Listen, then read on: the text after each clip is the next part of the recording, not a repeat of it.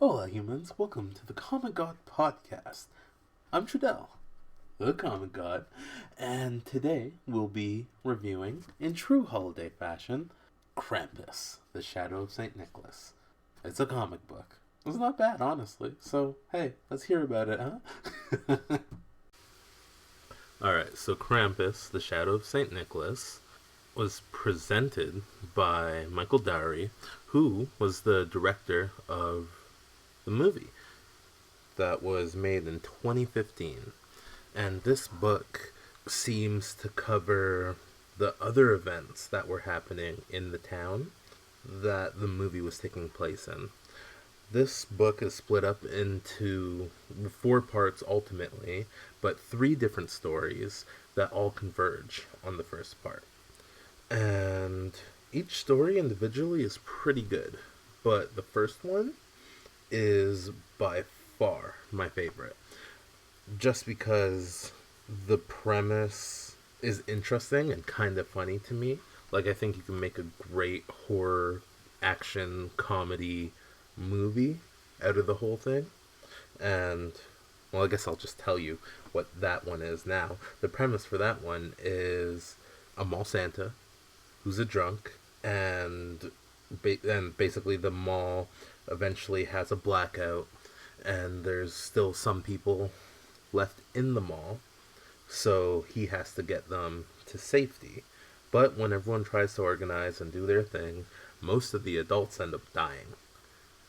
So then we're left with 2 mall employees, the manager, Santa's like elf helper, and a handful of orphan children. And this drunk Santa has to lead them through what killed all the other adults, which are these like Christmas spirits and dark elves, which is amazing.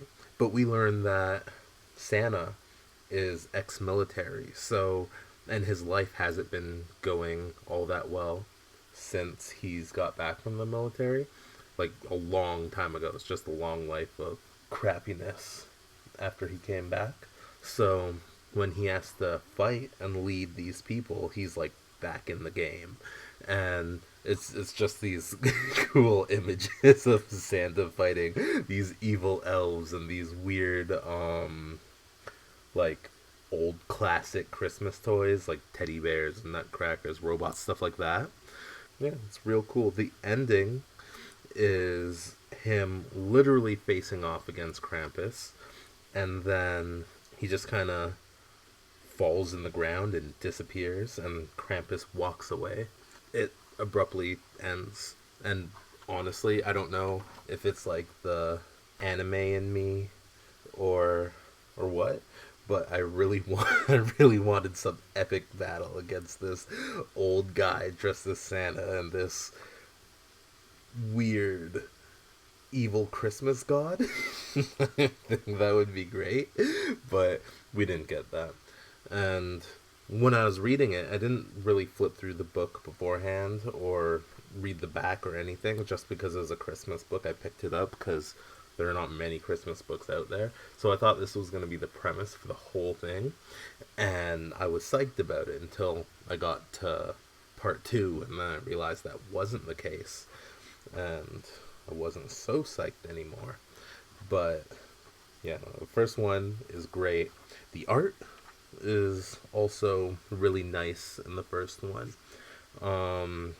It's the inks are great. The color's good. There's like this washy, like an ink wash or a watercolor wash effect to it, and I don't know how it was made. It's really nice. Or like the motion, it gets like real like scratchy and speed lines. The shadows are nice. It's just really good. There's this one awesome image where Krampus is peering through this giant hole in the mall, and there's like trees inside, and it just looks really cool. He has glowing eyes. This I enjoyed I enjoyed the art for this one a lot. It was by far my favorite story. The kids are cute. They just it's like a video game to them. The elf helper is just a genuinely nice person. She is always just trying to help him out before they know what's actually happening. And the manager is always just kind of getting ragged on. Everyone everyone just gives him shit, especially Santa and like the mall Santa. It's hilarious. At first it's just the mall Santa, and then near the end everyone's kind of doing it. So I really like that one. If I had a hope, I would hope for this premise to be made as like a Christmas movie. I really want that because that'd be awesome. It's like Die Hard mixed with like Santa Claus and Man. Ooh, Die Hard mixed with like Bad Santa. Isn't that a great premise? I don't remember Bad Santa. I haven't seen it in a while, but it's that would be just so fun. So, yeah, let's let's move on to part 2. All right, so for part 2, I like it. As a story, it's decent, but it's so much more grim than the last one. And just because I liked the last one so much, going into this was I just didn't like it as much. But anyways, let's get on to the story. The main character is a cop, and the book tells us that the cop's sister died a few years ago. She visits her grave every day. Every time that she's there, there's like flowers and a note there, and she like jokingly says she has more of a social life than she does herself. She doesn't go home for Christmas. She just is on the job all the time because her sister died by hit and run. So she's constantly looking for this person that did that. So she leaves the grave, and as she's on patrol, she finds a guy who's running away from a house. And it turns out this guy was going house to house stealing presents for his own family.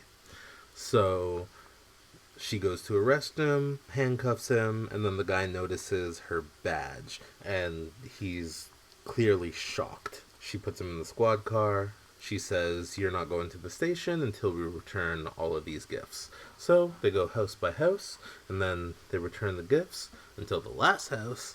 Trouble happens where this monster pops out, and they kind of have to fight it. And then they find what we know, because we watched the last story, is an evil elf, but they don't know what the heck it is. It's just a little guy in a creepy mask. And then they get on their way to the station. On their way to the station, there's something in the middle of the road, and they hit it. Ended up being a snowman. But when they get out of the car to check on it, a bunch of other evil elves pop out. Now they have to fight those together. This is a weird event, so after they beat them, she has a little breakdown saying this is her fault. It's because of what happened to her sister, and because she didn't find the sister's killer, and she's been so obsessed with it, and this is why this crazy stuff is happening to her. And the guy admits that, no, it's not you. It's me. I was the one that hit your sister that night. And she is understandably angry. But this man says, "I'm sorry, I regret it," and he doesn't know what else to say. I'll happily go to jail for it. And she is not having that. She does not want him to go to jail. So she handcuffs him to a sign and then leaves him in the snowstorm. As she drives off, he says, "Please forgive me," just to really drill it in there that he's super regretful about the situation. She drives off, and then more monsters come. She is admittedly a badass because she beats everything that comes to her with not much effort, which is kind of great. It's like Batman level kick ass, which is hilarious in this random cop. But after she beats this new horde of monsters, she's like, you know what I did was really messed up. My sister wouldn't have wanted me to leave this guy for dead, so I'm gonna go back. So she drives back. The guy is dead. He's frozen to death. But in his hand is a note saying, "I'm sorry I didn't tell you sooner. You deserve better." Now that note is in the same handwriting as the letters that come with the flowers every time she's there. Every time she's there. The new bouquets I was talking about, the new flowers I was talking about, was all accompanied with a letter. So she goes back to her sister's grave with all those letters in hand, matching them up just to make sure. And she is so grief stricken by this, by the fact that she killed this guy, and the fact that she killed this guy with a lot of remorse, that she just lays down and seemingly just dies. And that's the end of part 2. I didn't like this as much because it's very grim, and there's some interesting action to it.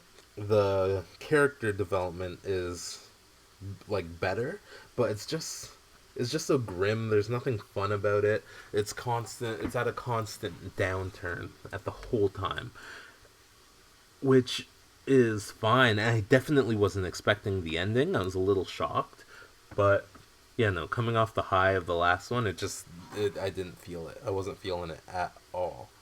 But I did like the art. I don't have too much to say about the art, but if you think about comic book art, you kind of think about what's happening here. It's just like the flat colors, the um, just the well use of black. It's very clean. It's just nice. It's pleasing to the eye. Nothing more to say but that. But yeah, no. Overall, it was all right. Some cool action, but I didn't love it. It's my least favorite, and this is my least favorite story in the book. Uh, yeah, let's move on to part 3, huh? I like that one a little more.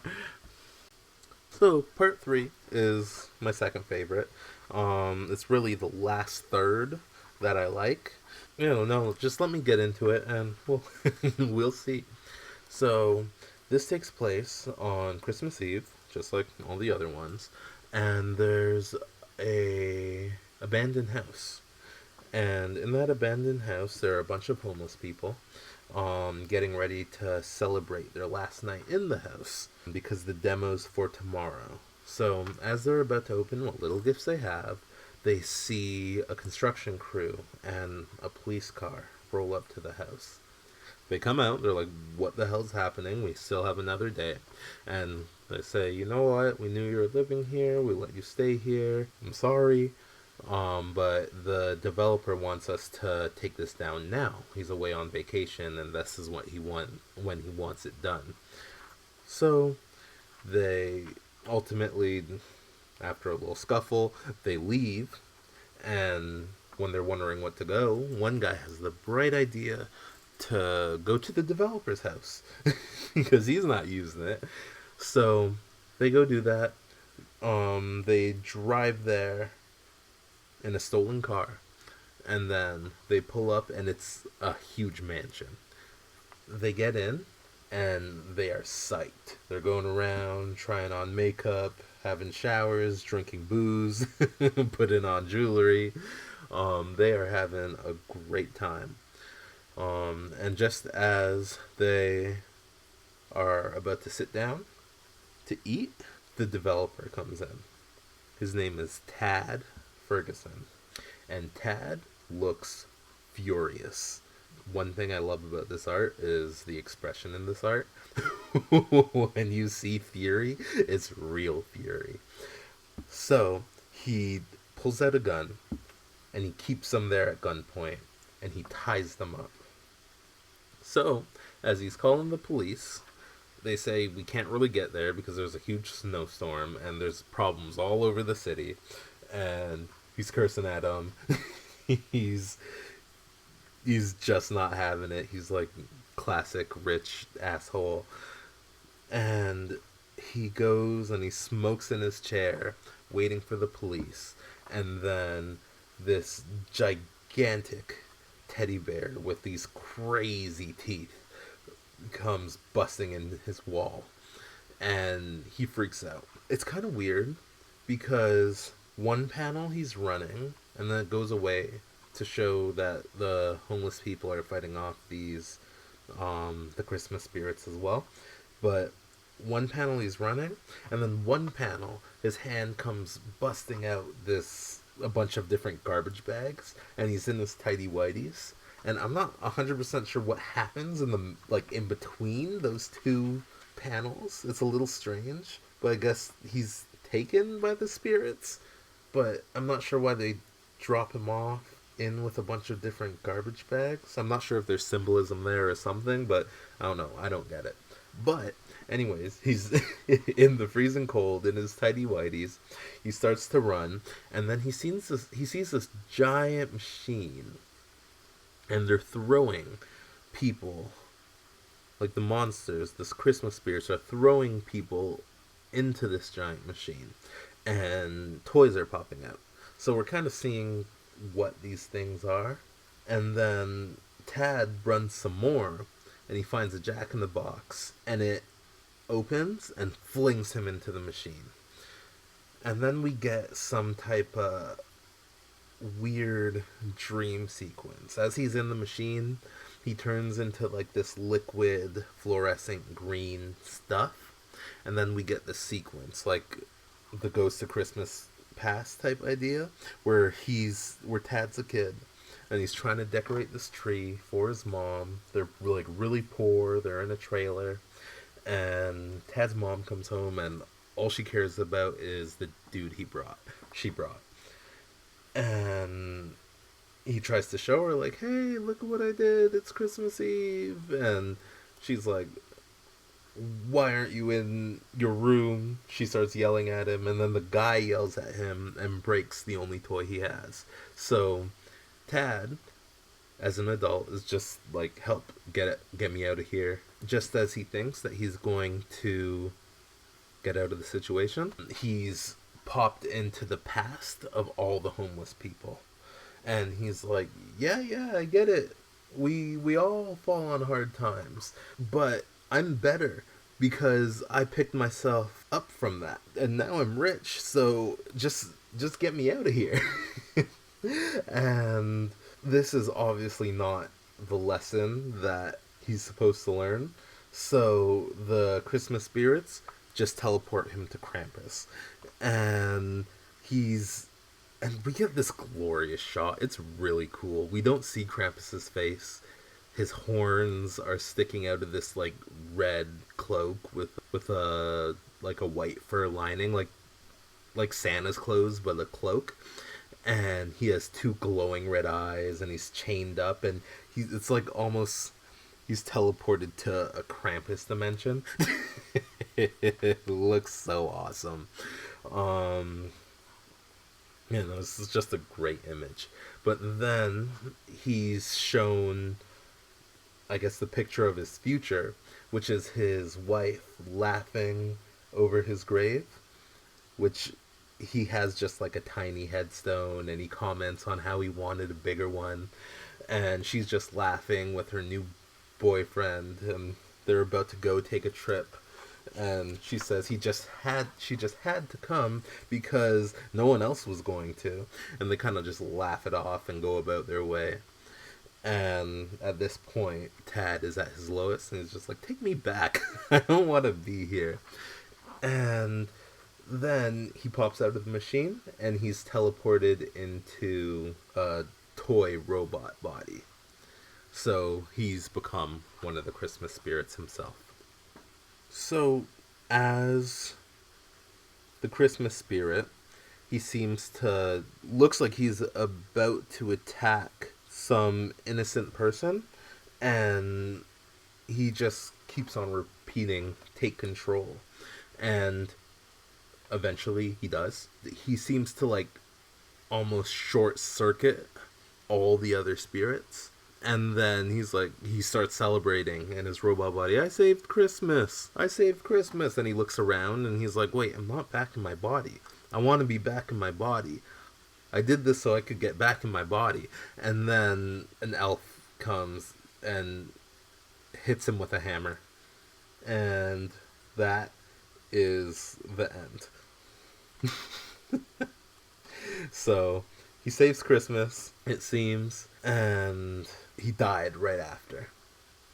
This one is my second favorite because I like how we see how the transformations are made, like what these Christmas spirits actually are, which it was interesting to me, just the whole process of how it happened, and then going through, it's like trying to teach you a lesson, just like how they did and how they did with like Scrooge, like Ghost of Christmas Present Past Future type deal. It was pretty cool. And I'm a fan of magic, just in general. So you add a little bit of magic in a story, and I'll be hype about it. But he doesn't really learn a lesson in this. It seems he's consistent. He does save Christmas, but he does it selfishly, and the homeless people kind of disappear. But we start with them. It's a strange story, but I still think it's better than part two. And the art is beautiful. That definitely gives it a point because the art is so expressive. So if someone's angry, they're really angry, and the art gets scribbly, and it's just really cool. The shadow gets messier. It's when the giant teddy bear busts into Ted's office, the claws and the sharpness of the teeth. It looks messy, but in the best way possible. It's just really cool, expressive art. I love it. Definitely my favorite art out of the book. At first, I didn't like it. I thought, like, oh, this. I thought it looked a little lazy. Like, why are you scribbling here? It doesn't make sense. But then on second viewing, I'm like, oh, this is all 100% intentional. It's great because, well, you could see the intentionality of it, if that's a word, because there's very clean art in other places, and there's very like cartoony, innocent art in other places. It's just whatever the mood and vibe is, that's kind of what the art reflects, which is cool and fun, and almost what you should be doing with art, because just almost what you should be doing with art. I really like it. Okay, well, enough about that one. Let's move on to part four. Okay, so I know I said that part two was my least favorite, but I lied. Part four is my least favorite. And part four is the conclusion to all the other parts. And it takes place on Christmas morning. And we see each of our main characters seem to just wake up. It's all bright and sunny, and they all changed for the better, which is great. That's beautiful that they all changed and they're all happy now. But it's just not the ending I was hoping for. I was hoping for something a little, I don't know if substantial is the right word, but it kind of feels empty. Like, because the lessons that are learned in their own respective stories don't really solve the lessons that they were having trouble with, like the cop does. I think that was the most effective lesson, learning that she has to kind of live her own life, but then she kind of figures out being obsessed with her sister's killing is a bad thing, and then she goes and dies. The ending doesn't make too much sense to me.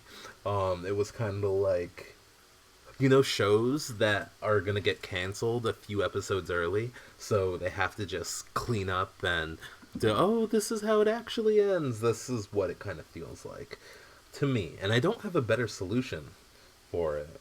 I don't have a better solution at all, but I wanted something that was maybe a little more magical, something to do with Krampus as well. Because each of the main characters finds a little, like, Christmas ornament it looks like a brass Christmas ornament that says Gruss von Krampus. It's just to show that it was in fact real and not just one of those weird it was all a dream type stories. But none of the consequences are there. No one who died that night died. No one who. It's all just. It's for them to be better people. And that's great and all. But it feels too quick. In the story, the drunk Santa wakes up and he has a cart full of gifts strapped to him. So he goes around the neighborhood giving gifts. And on the way, he meets Tad, who's still in his tidy whities. And he's like, oh, giving gifts away, that's good. I'll do that with my new happiness. And the cop comes across it too. And she's like, yeah, giving out gifts is great. And then afterwards, they each take some gifts away. And the cop goes to the guy who was stealing all the gifts, the guy who killed his sister, and brings his whole family gifts as a way to say, like, I forgive you, in a way. And he's there. He didn't actually die. And then Tad finds the homeless people, and then he gives them a bunch of gifts. Like I said, Santa's just giving gifts to everyone. The drunk mall Santa's giving gifts to everyone. And then it ends with Tad hugging the homeless people, saying Merry Christmas. So that's how it ends. I don't like the ending at all. The fact that there's a silver lining is good because it's definitely is depressing when, like, oh, all this bad stuff happens and then they die. That's horrible. But I feel like it was a nothing ending. Like, no lessons were really learned. Just everyone kind of either got over how mean they were or got over a specific event, or it's all seems a little hollow. But I enjoyed the respective stories. I enjoyed part 1, 2, and 3. Like I said, number 1 is easily the best in my opinion because it's just a fun premise, and the art in the book is there's 4 different artists. The last one, I didn't review the art. It's nice. It's nice art. It's similar to part 2, right? Where it's just clean and real comic booky. It's very bright, which reflects the tone because it inverses the tone of everything else because everything else was the backgrounds were all cool color and the characters more often than not were warm colors, right? At least had one piece of warm colored clothing on them. So it was a very red blue type of palette. All in all, I thought if I was going to have to give it a rating, I'd go, pretty good. Right? It's not great, and it's definitely not bad. All the stories are decent, but I just didn't love the ending. And to me, it's more about the ride. So there's a lot of stories that I love, but the ending are crap. So it's not bad. If you like Christmas stories, I'd say pick it up. If you like, there's not a lot of Christmas comics out there. So if you love Christmas stories and you like comics, I'd say pick it up because it is a pretty good. I've definitely read worse comics. Yeah, check it out if you want to. I'll probably throw a link below to where you'll get the book. Yeah. Alrighty, humans. I hope you enjoyed my first ever podcast. Let me know how you felt about the story in the comment section and leave a like. I'd love it if you did that. Ooh, and also, why don't you tell me what your favorite Christmas movie is? 'Cause I'm curious. Mine, I'm pretty sure, is Nightmare Before Christmas. Not pretty sure, 100%, it's my favorite Halloween and or Christmas movie. Watch it at least twice a year. Anyways, let me know yours. I honestly hope you all have an amazing day. Peace.